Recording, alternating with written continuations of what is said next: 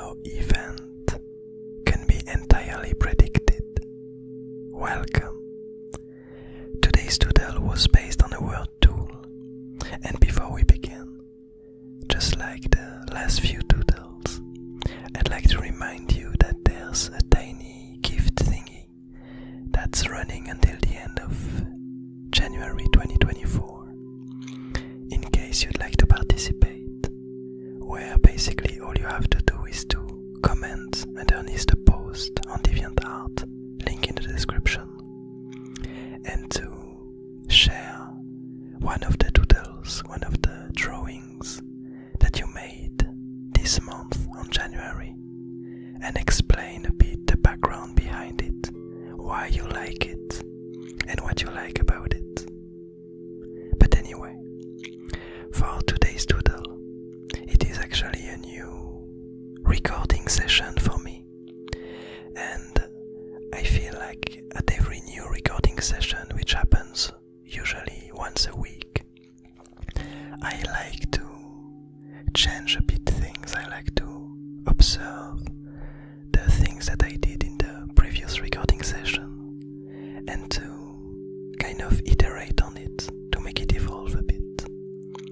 And so here I feel like it's been a while since I talked about the pathways that I use in my doodles, because as you can see, every time before I do my daily doodle, I draw 3 cards from the collection of pathways that I created over the last few months/years.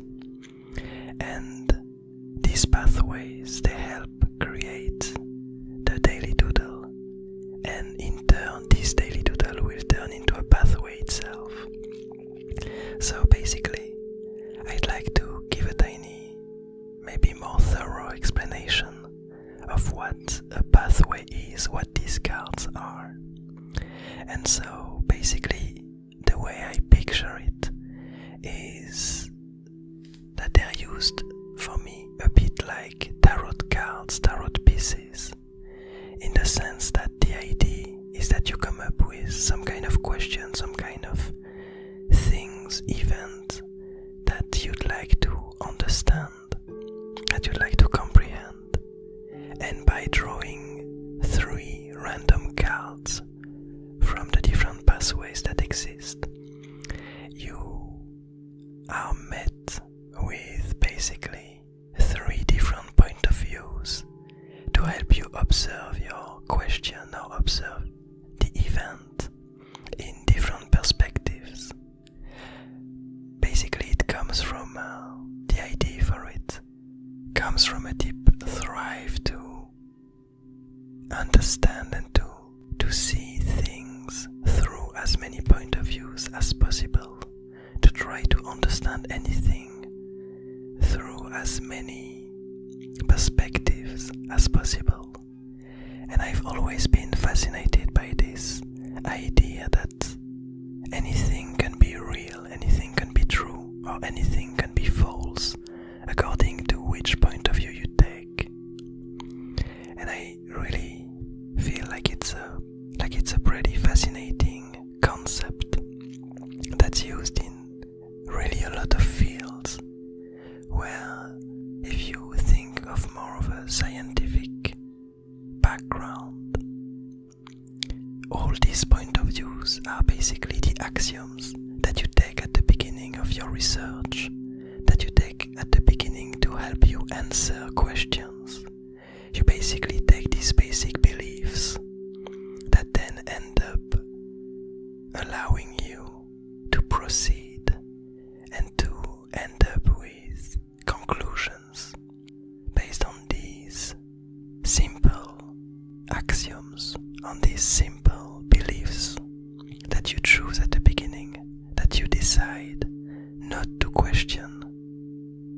And that's really interesting, that in order to be able to answer specific questions, you're forced to have beliefs, and you're forced to stop questioning other parts of your research, other parts of the world, in order to get an understanding of it.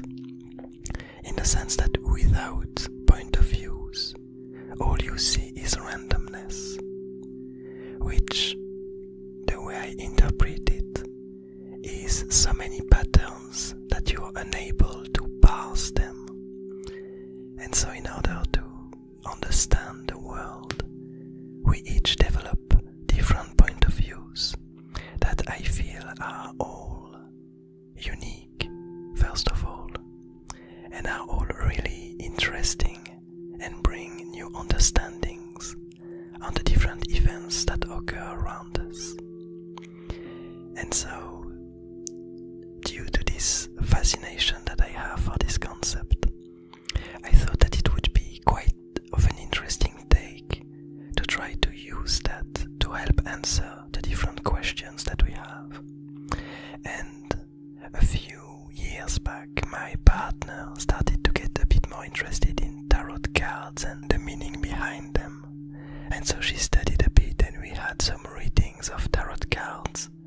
And something that really struck me is how many different interpretations you have of the different cards that then get accumulated, get amplified by the way that you draw them, the order in which you draw them, and what they try to answer, what kind of question they try to answer. But something that I never really enjoyed about it is how much of an incentive there is in these tarot cards to give a specific answer and to not allow for too many. I'm guessing it depends really on the person doing it, but I had this feeling from reading the definition of the different cards and how you could interpret them. I had this feeling that it felt more like a random answer to questions that you might have, which might lead you to think and to gather a new perspective on it.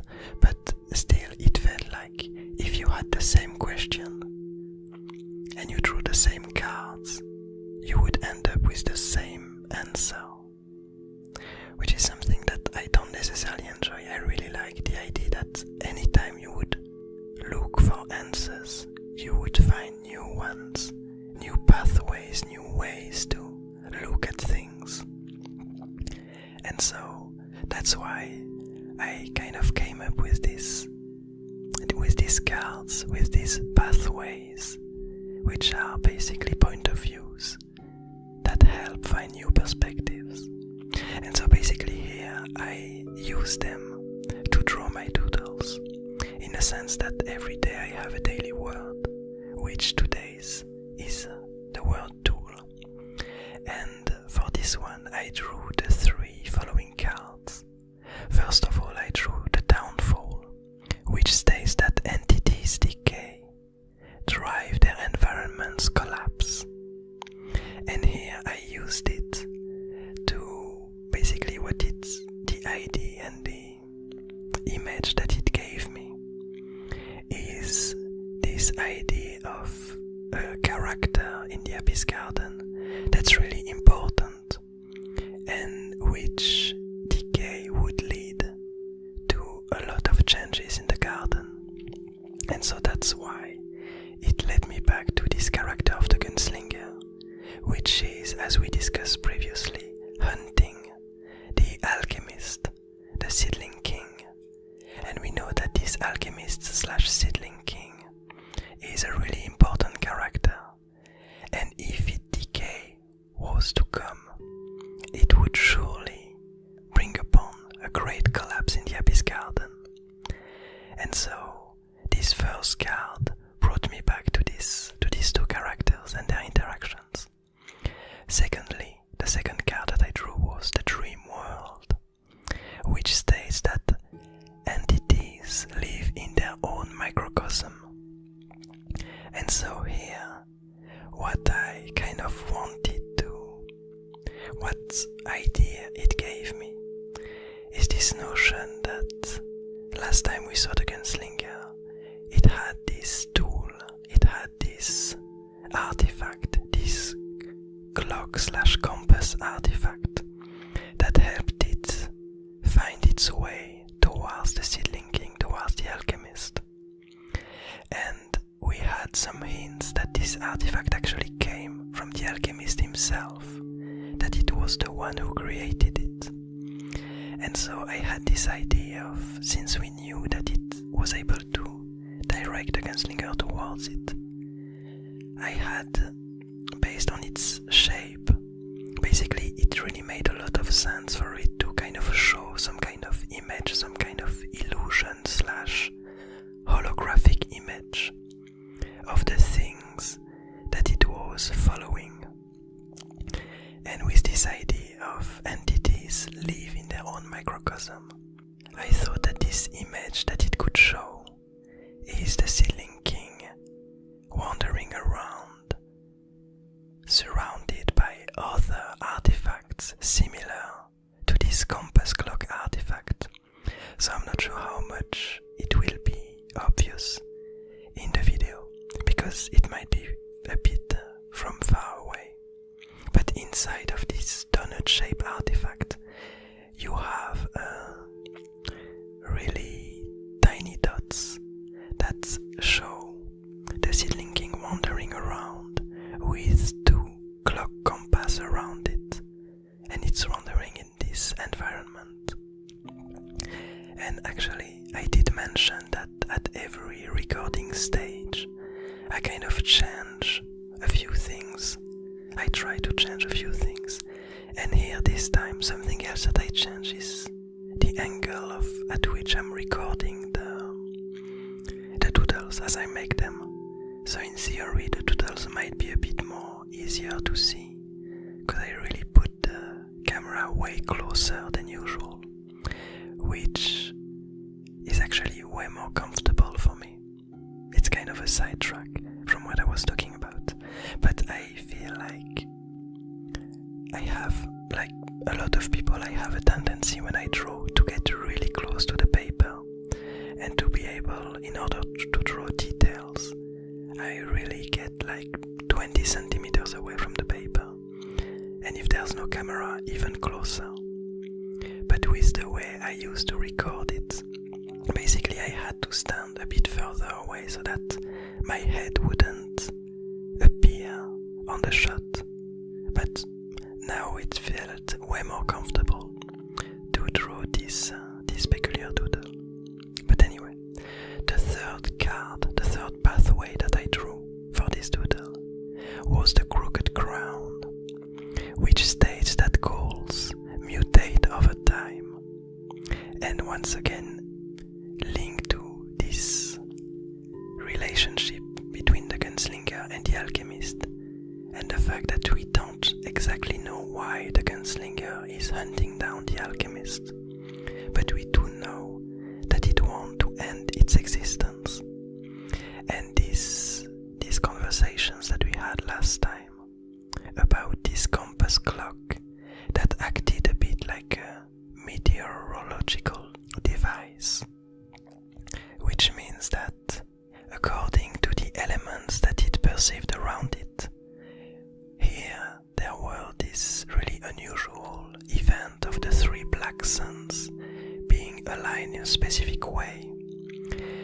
So according to these measurements that this artifact made, it could calculate and it could predict the position of the different characters in the Abyss Garden. Or more specifically, it could predict the position of the character that it's linked to.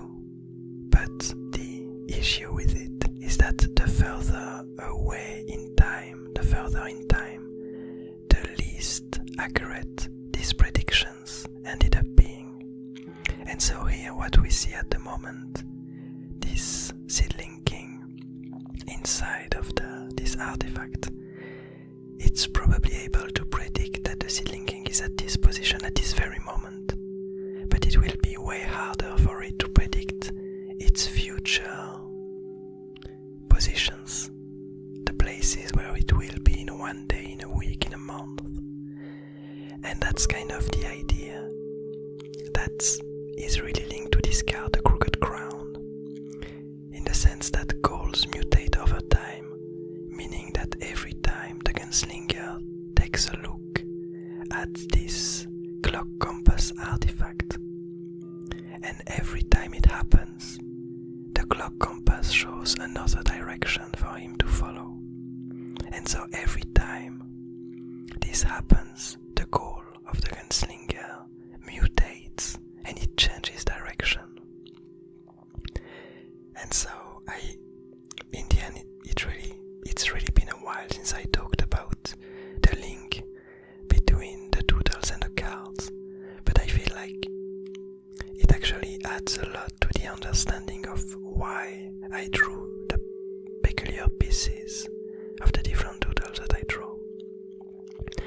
And there was something quite interesting that was happening here, in the sense that we know that this clock compass artifact is able to follow the seedling king. And the way I would interpret it is that these peculiar artifacts are bound to one specific character, in the sense that this clock compass wouldn't be able to show the position of any other entity but the seedling king, but the alchemist.